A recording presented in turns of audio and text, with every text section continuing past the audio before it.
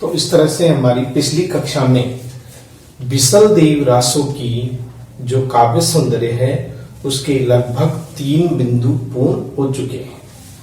यानी अब हमारा जो चौथा बिंदु है वो है श्रृंगार एवं प्रेम का वर्णन। यानी कि बिसल देव रासो में भाव पक्ष हम पढ़ रहे हैं। इससे पूर्व हमने भाव पक्ष के 3 बिंदु पढ़ लिए थे। अब हम चौथा बिंदु पढ़ेंगे, यानी कि प्रेम और सौंदर्य, प्रेम यानी श्रृंगार और प्रेम का वर्णन। यह हम चौथा बिंदु लेंगे। बीए पार्ट फर्स्ट का ये हमारे बिसल देव रासो काव्य चल रहा है।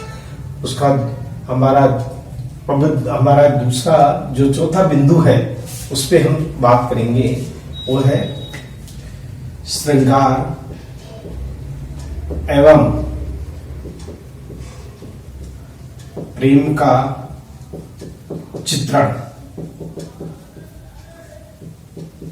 ये भी रासो काव्य में यानी बिसल देव रासो में मिलता है। वैसे आचार्य रामचंद्र शुक्ल ने बिसल देव रासो को वीर यानी विरह काव्य नहीं माना है और नहीं उसे यानी कि युद्ध वर्णन का प्रिय माना है। तो इस प्रकार से एक गय काव्य के रूप में उसे स्वीकार किया है, यानी श्रृंगार एवं प्रेम का चित्रण। नरपति नालय कवि ने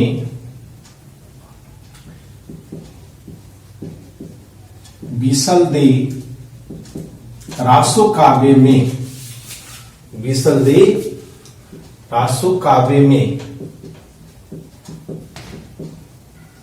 श्रृंगार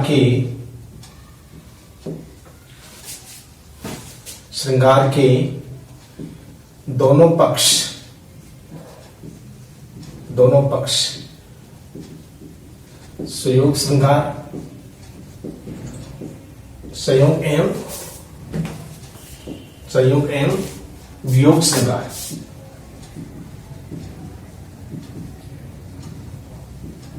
वियोग श्रृंगार का वर्णन किया है।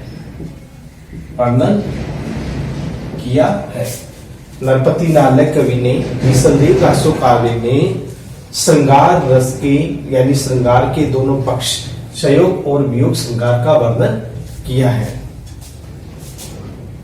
संयोग श्रृंगार एवं वियोग श्रृंगार का वर्णन किया है। तो रासो काव्य में वैसे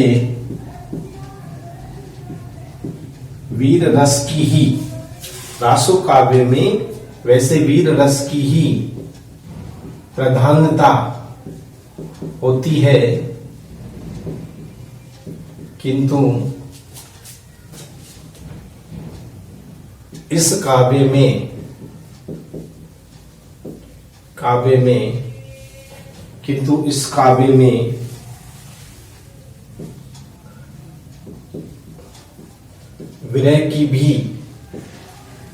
विरह की सच्ची अनुभूति हुई है। सच्ची अनुभूति हुई है। राजमती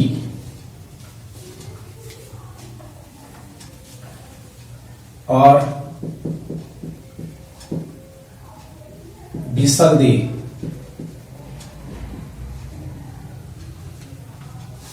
राजमती और बिसल देव का प्रथम मिलन विवाह से पूर्व होता है।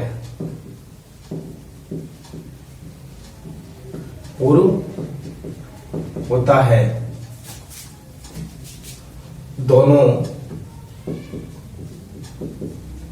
एक दूसरे को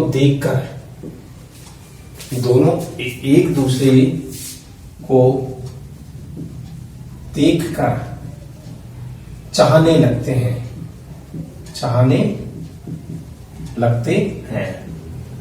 उनमें प्रेम का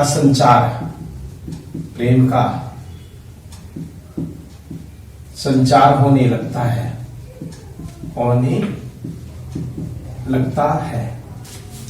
तो चाहने लगते हैं, विवाह से पूर्व मिलते हैं, जब सगाई होती है उस समय, तो बिसल देव उनकी राजमती को देखता है, तो उस समय प्रथम मिलन उनका होता है, विवाह से पूर्व होता है। दोनों एक दूसरे को देखकर चाहने लगते हैं, उनमें प्रेम का संचार होने लगता है। किंतु यह संयोग कम समय का होता है, कम समय का होता है। वियोग की अवधि, वियोग की अवधि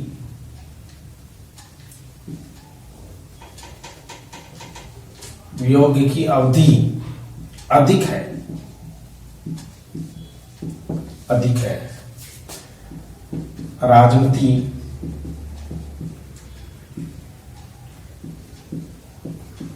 बिसल देश से अलग होकर राजमती बिसल देश से अलग होकर उसकी याद में तड़पती रहती है।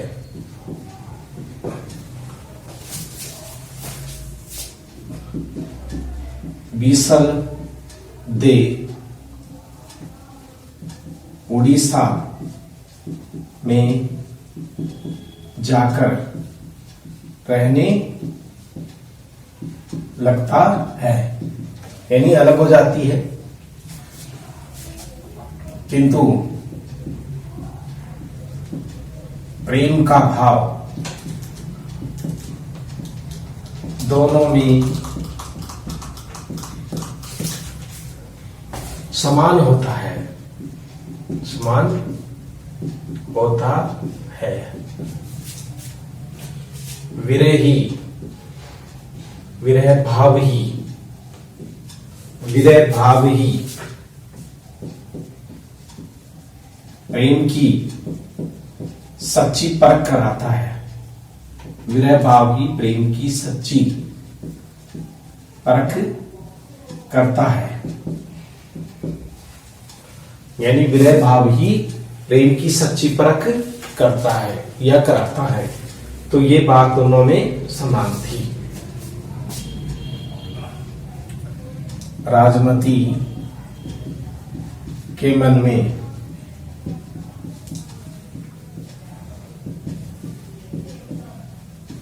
बिसल दे के प्रति गहरा प्रेम रहा है, गहरा प्रेम रहा है।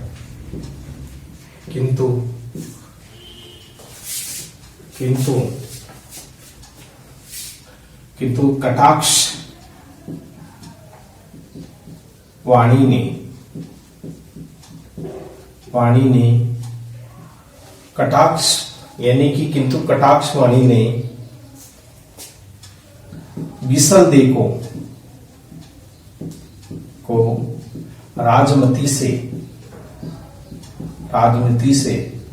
अलग कर दिया है, अलग कर दिया है। यानी कटुवाणी बोलती है, और इसी कटुवाणी के कारण राजा जो था ऋषभदेव वो उठ करके कहां चला जाता है, उड़ीसा।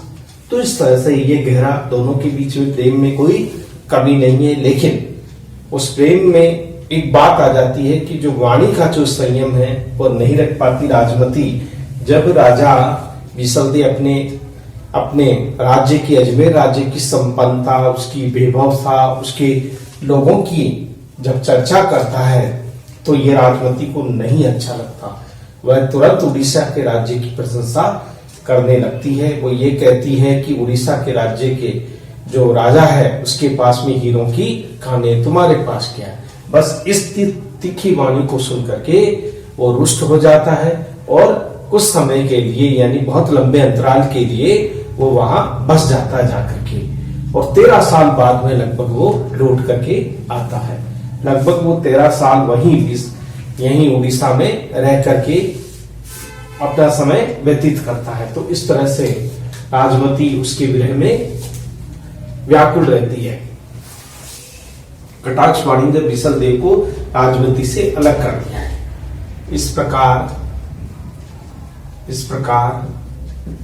श्रृंगार एवं प्रेम का चित्रण काव्य में देख सकते हैं।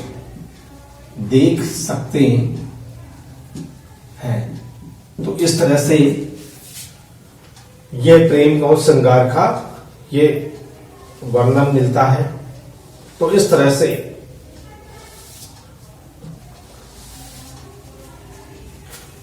से ये वर्णन आ गया। अब हमारा 5वां बिंदु है, वो आता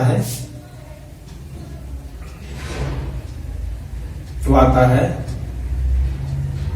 व्यंग्य भाव की अनुभूति। ये भी वाम पक्ष को ही दर्शाता है। व्यंग्य भाव की अनुभूति। नरपति नालह कवि ने बिसल देव रासो काव्य में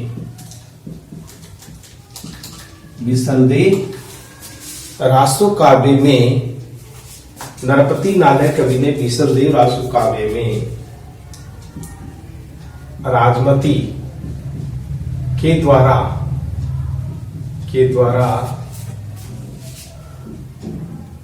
विग्रह राज के समक्ष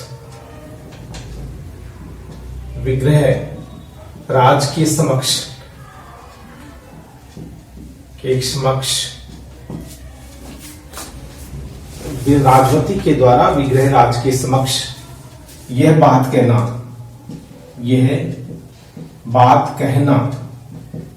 कि तुम अपने इस राजवैभव पर झूठा गर्व कर रहे हो। किसने कहा? विवाह के यानी कि राजमती के द्वारा विग्रह राज के समक्ष यह बात कहना कि तुम अपने राजवैभव का झूठा गर्व कर रहे हो। तुमसे अधिक बलशाली, धनशाली,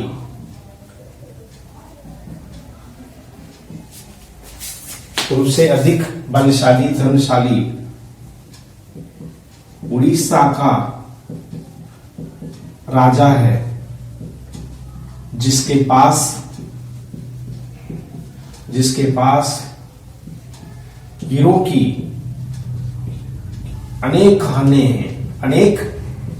हैं।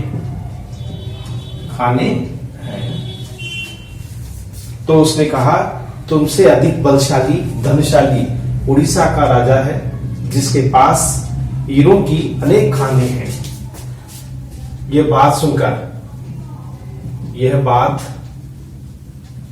सुनकर विग्रहराज यानी बिसलदेव विग्रहराज रुष्ट हो जाते हैं।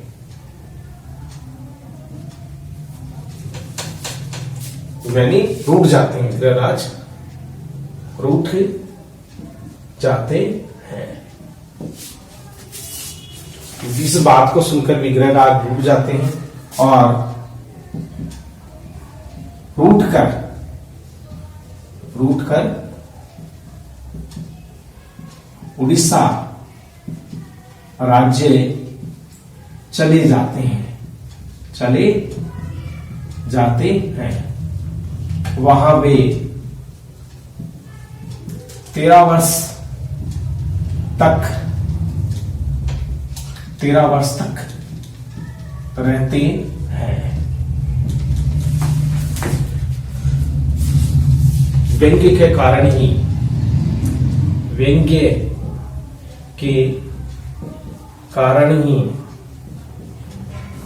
राजमती को भारी कष्ट उठाना पड़ा था। तो हम ये कह सकते हैं 13 वर्ष वो रहे वहां, और व्यंग्य बाण के कारण ही राजमती को भारी कष्ट उठाना पड़ा था। इसलिए काव्य में यह घटना महत्वपूर्ण है। इसी घटना से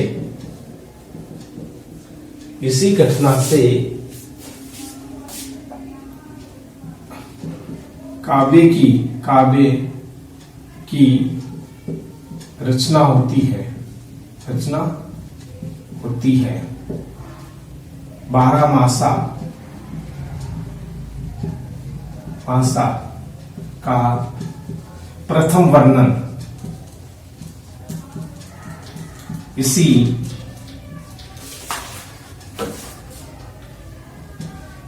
बिसल दे आसो काव्य की देन कही जा सकती है।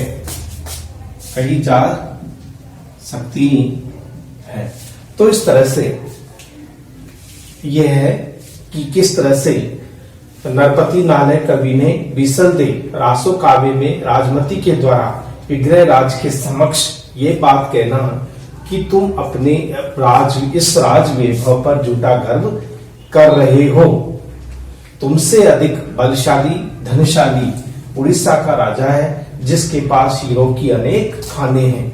ये बात सुनकर के विग्रह राज टूट जाते हैं। पत्नी के द्वारा दूसरे की प्रशंसा कैसे सुन सकते हैं, इसलिए रूठ जाते हैं और रूठ करके उड़ीसा चले जाते हैं। वहां वे 13 वर्ष तक रहते हैं। व्यंग्य के कारण ही राजमती को भारी कष्ट उठाना पड़ा था। काव्य में ये घटना महत्वपूर्ण है। इसी घटना से काव्य की रचना होती है। 12 मासा का प्रथम वर्णन इसी बिसल देव रासो काव्य की देन कही जा सकती है। तो ये क्या है? व्यंग्य की भाषा। किसी बात को चुपती हुई कहना जो दूसरों को अच्छी या सुनने वाले को अच्छी न लगे। राजमती की एक छोटी सी बात सुनकर के, यानी जो बिसल देव थे, यानी विग्रह राज के नाम से जो जाने वाले राजा थे, उनको उनकी रानी को यानी राजमती को भारी कष्ट भोगना पड़ा था। और उसी समय 12 मासा का भी वर्णन सर्वप्रथम इसमें देखने को मिलता है रासो काव्य में। वैसे बहुत कम मिलता है, लेकिन रासो काव्य में 12 मासा का वर्णन भी बिसल देव रासो की ही देन कही जा सकती है। इस प्रकार व्यंग्य द्वारा राजमती का बिसल देह का उपहास करना, यानी इस प्रकार व्यंग्य द्वारा राजमती का बिसल देह का उपहास करना उसके लिए भारी पड़ गया था।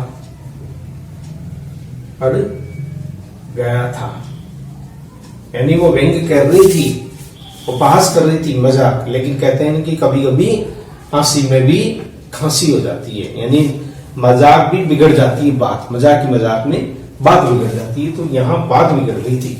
जिस तरह से राजमती उनको रोकने का उपाय करती है, उसकी जो बिसल देव के जो भाई है, उसकी पत्नी यानी भाभी, वो भी उसको रोकती है, कहती है कि तुम मत जाओ उड़ीसा, लेकिन वो किसी की नहीं सुनता। वो सब अपने मन की सुनता है, अर्थात वो उस राजमती की वैभवशीलता, उसकी सुंदरता का परित्याग करके एक लंबे रास्ते यात्रा पर निकल पड़ता है। वो यात्रा होती है उड़ीसा की।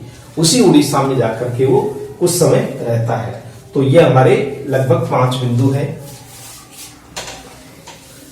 अब आता है इतिहास और कल्पना का प्रयोग। इतिहास और कल्पना, ये तो कवि यानी रचनाओं में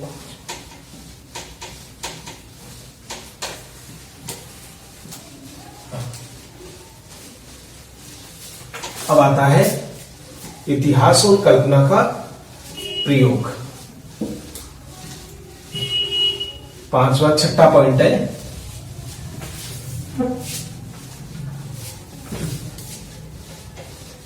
छठा पॉइंट है हमारा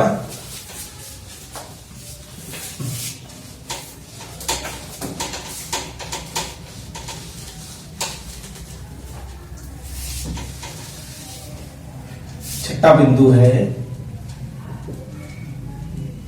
इतिहास एवं कल्पना का प्रयोग। ये भी रासो काव्य की विशेषता में शामिल किया जाता है। यानी यहाँ इतिहास की घटनाएं और नए नए राजाओं की कल्पना करना भी इसकी विशेषताओं में शामिल किया गया है। तो इतिहास एवं कल्पना का प्रयोग। कवि नरपति नालय ने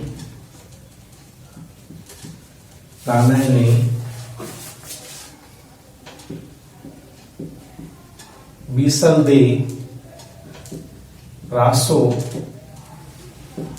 काव्य में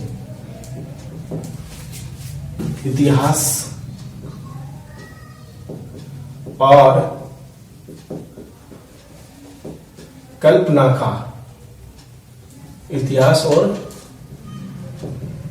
कल्पना का प्रयोग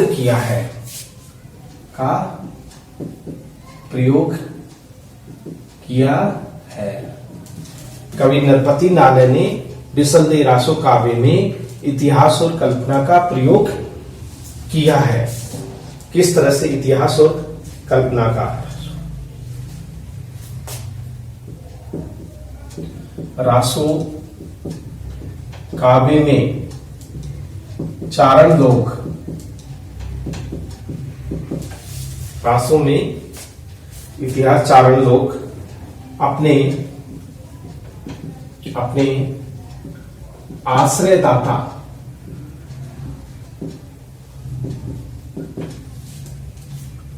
अपने आश्रयदाताओं के शौर्य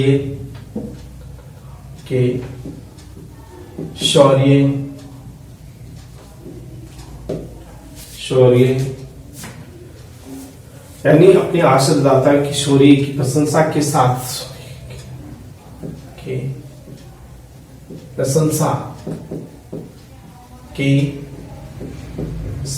साथ युद्ध कुशलता का भी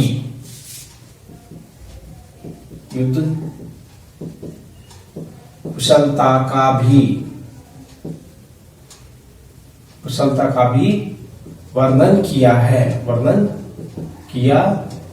ये हम कह सकते हैं कि किस तरह से अपने आश्रयदाताओं के बारे में उन्होंने लिखा। अपने आश्रयदाताओं के शौर्य की प्रशंसा के साथ साथ युद्ध कुशलता का भी वर्णन किया है।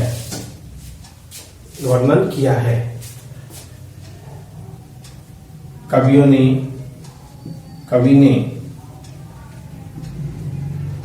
काल्पनिक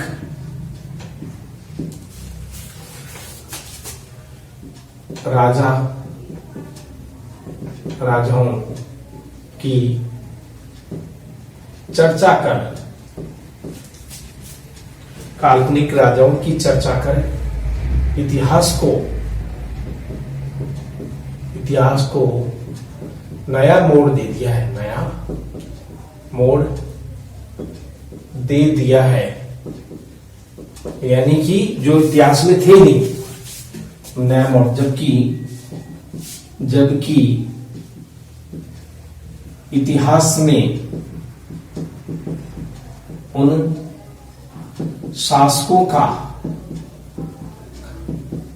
वर्णन ही नहीं मिलता है, वर्णन ही नहीं मिलता है।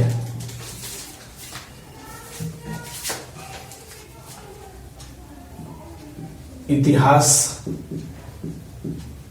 भी काल्पनिक बनकर रह जाता है, काल्पनिक बनकर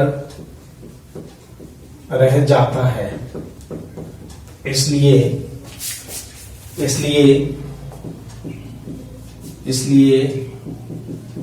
रासो काव्यों पर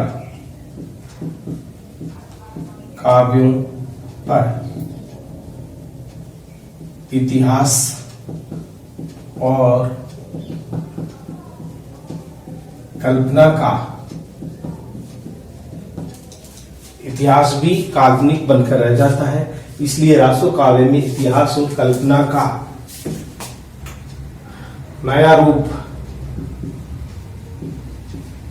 देख सकते हैं।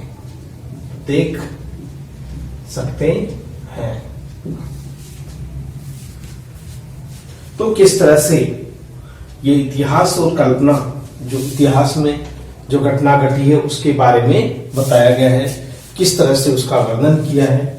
तो हम कह सकते हैं कवि नरपति नालय ने, ये हमारा छठा है, नरपति नालय ने बिसलदेव रासो काव्य में इतिहास और कल्पना का प्रयोग किया है।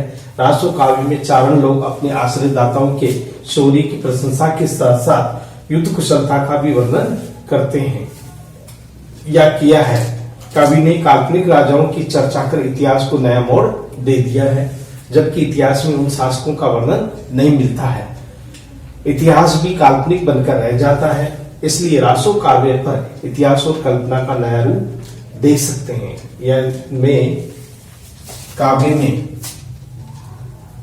में इतिहास और कल्पना का नया रूप देख सकते हैं।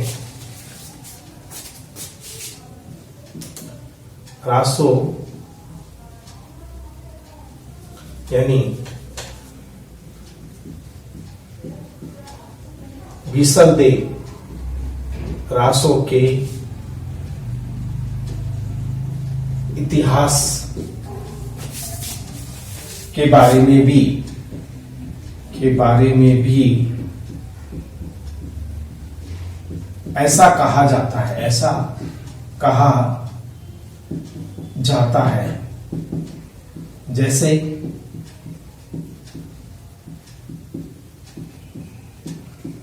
बिसलदेव का नाम विग्रह राज के नाम से विग्रह राज के नाम से प्रचारित होना से विग्रह राज के नाम से प्रचारित होना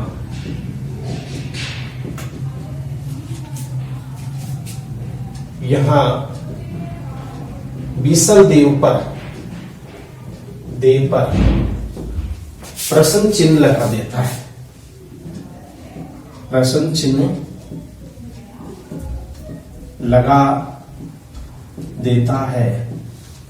तो इस तरह से हम कह सकते हैं कि विग्रह राज नाम का जो राजा था वही बिसलदेव था, ये हम कह सकते हैं स्पष्ट रूप से। तो इस तरह से ये छठा पॉइंट है।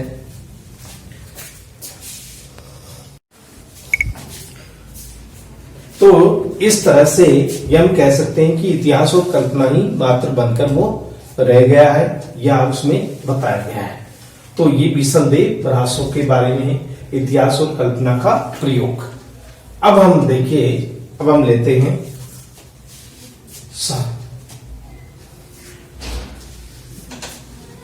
अब आता हमारा जो भाव पक्ष है उसमें है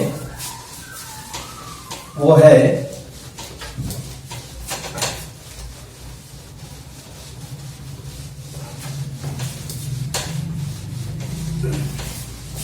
वो भाव पक्ष में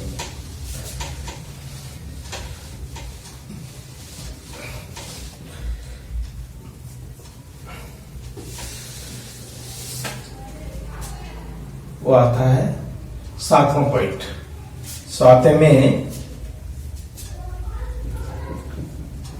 राजमती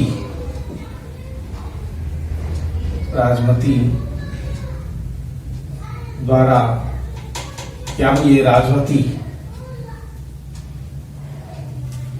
सॉरी, अगला छठा 7वां पॉइंट है, उसमें जो 12 मासा वर्णन, 12 मासा वर्णन, ये भी भाव पक्ष के अंतर्गत आता है। ये वर्णन भी हमें यहां देखने को मिलता है। बीसल दी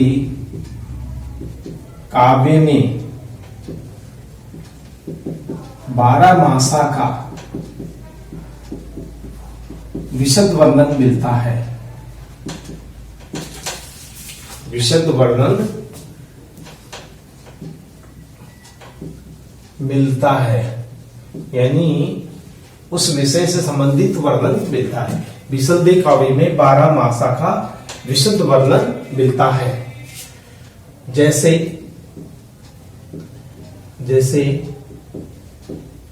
बीसल दे द्वारा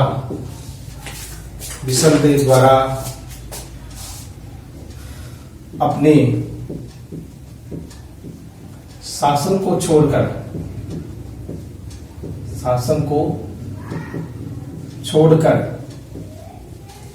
यानी बिसल देव द्वारा अपने शासन को छोड़कर उड़ीसा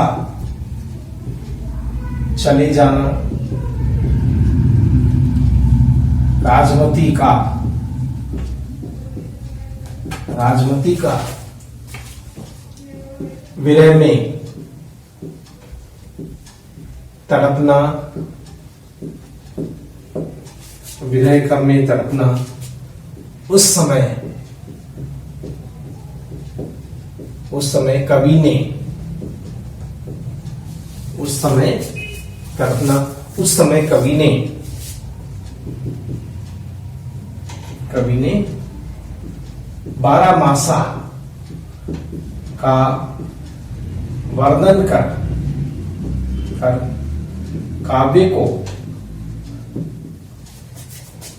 काव्य में विरह को प्रधानता प्रदान की है।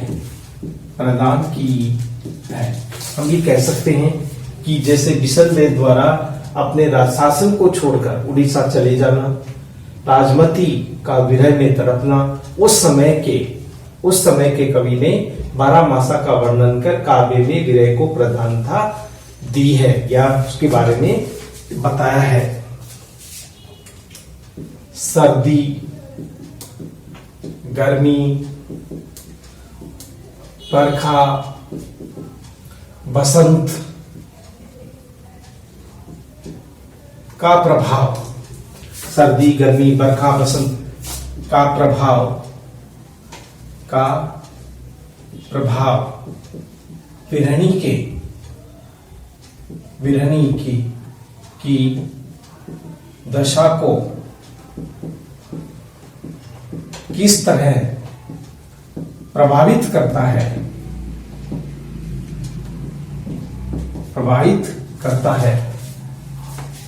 यह हम इस काव्य में देख सकते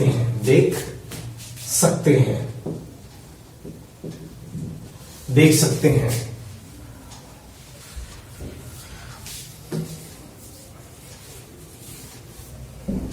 तो इस तरह से जो यानी कि बिसल देव रासों में ये विरह दशा को हम इस काव्य में देख सकते हैं। बारहमासा का प्रथम वर्णन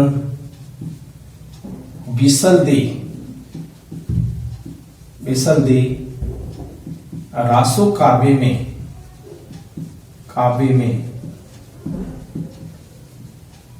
मिलता है।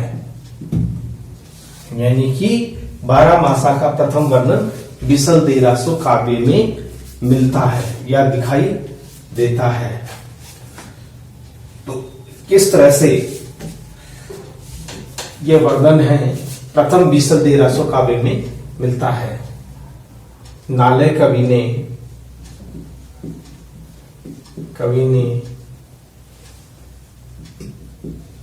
बिसलदेव के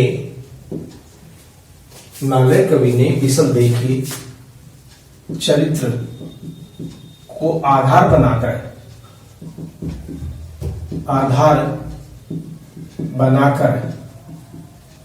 इस काव्य की रचना की है। नालय कवि ने बिसलदेव के चरित्र को आधार बनाकर इस काव्य की रचना की है और राजवती यानी दोनों का ही वर्णन है इसमें, हम ये कह सकते हैं। तो इस तरह से 12मासा वर्णन अतिशोक्तिपूर्ण है।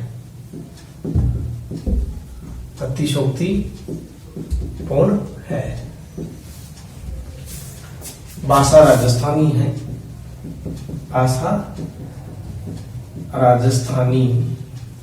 है।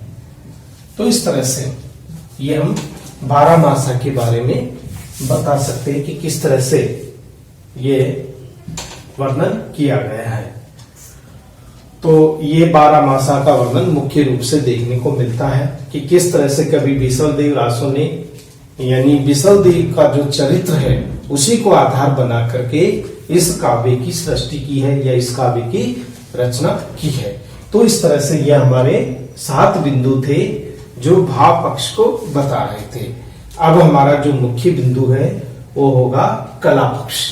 कला पक्ष के महत्वपूर्ण बिंदु, उन बिंदुओं पर हम आगामी जो हमारी अगली क्लास होगी उसमें चर्चा करेंगे। यानी कला पक्ष के बारे में पढ़ेंगे।